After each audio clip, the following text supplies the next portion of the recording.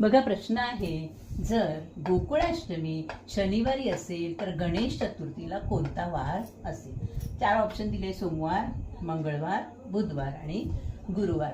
प्रश्न आहे गोकुळाष्टमी शनिवारी आहे.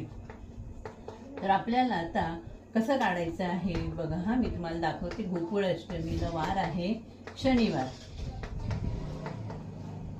आता मराठी महिन्याप्रमाणे ही जी अष्टमी आहे, तर मग अष्टमी नंतर नवमी, दशमी, एकादशी, द्वादशी, त्रयोदशी, चतुर्दशी आणि अमावास्या, म्हणजे किती झाले दिवस? एकूण 7 दिवस झाले. म्हणजे 7 दिवसानंतर पुन्हा अमावस्येला 7वा दिवस म्हणजे शनिवार येणार आहे.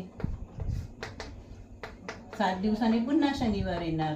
मग त्याच्यानंतर गणेश चतुर्थी म्हणजे 4था दिवस. अमावस्येनंतर प्रथमा, द्वितीया, तृतीया आणि चतुर्थी 4था दिवस आलेला आहे. म्हणजे चतुर्थी जी आहे, गणेश चतुर्थी 4था दिवस येतो आहे.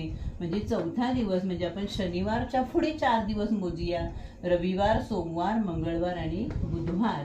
म्हणजे गणेश चतुर्थीला वार असेल बुधवार. हा ऑप्शन बरोबर आहे. आवडल्यास नक्की लाईक, शेअर आणि कमेंट करायला विसरू नका. धन्यवाद.